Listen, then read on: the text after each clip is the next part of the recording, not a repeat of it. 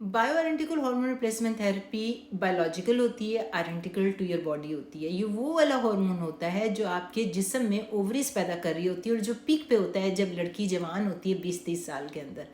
तो वही वाला हार्मोन जो है एग्जैक्टली सेम, यानी कि identical to your biology, similar भी नहीं, एग्जैक्टली सेम इंसान ने थ्रू नॉलेज एंड साइंस अब बना लिया है। पहले जो था वो सिंथेटिक हार्मोन्स थे। डॉक्टर अभी तक 22 साल वाले हार्मोन्स में फंसे हुए हैं, हार्मोन रिप्लेसमेंट थेरेपी जो कि सिंथेटिक थी, जिसकी वजह से ब्लड क्लॉट्स होते थे, इन्फ्लेमेशन होती थी, ब्रेस्ट कैंसर का रिस्क हाई होता था। सिंथेटिक हार्मोन्स थे जो कि घोड़े की पेशाब से हासिल किए गए थे, लैब में बनाए गए थे, मैन मेड केमिकल्स थे, एंडोक्राइन डिसरप्टर्स थे। They have nothing to do with bio identical hormones. Bioidentical जो होता है वो नेचुरल प्लांट बेस्ड होता है, याम से बनाया जाता है, प्लांट से बनाया जाता है, और सिमिलर मॉलिक्यूल है जो आपकी ओवरीज बना रही होती हैं। और उसमें भी कौन सा एस्ट्रोजन आपने देना है बड़ा ज़रूरी है डॉक्टर्स को समझने के लिए, लेकिन चूंकि डॉक्टर्स नहीं समझ रहे तो आप खुद ही समझ लें। एस्ट्रोजन के डिफरेंट टाइप्स होते हैं।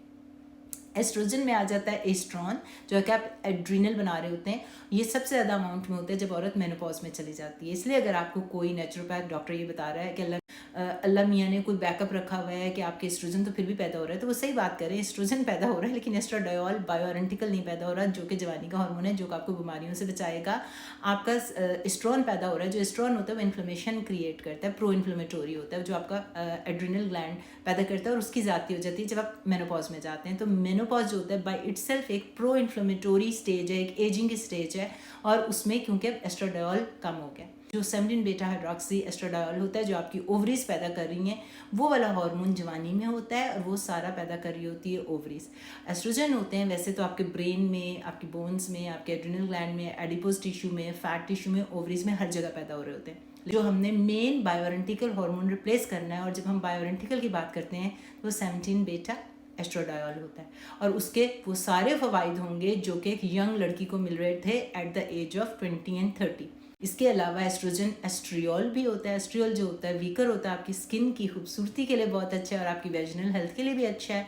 डिपेंड करता है कि आपके सिम्टम्स क्या हैं और आप कैसे इस्तेमाल कर रहे हैं।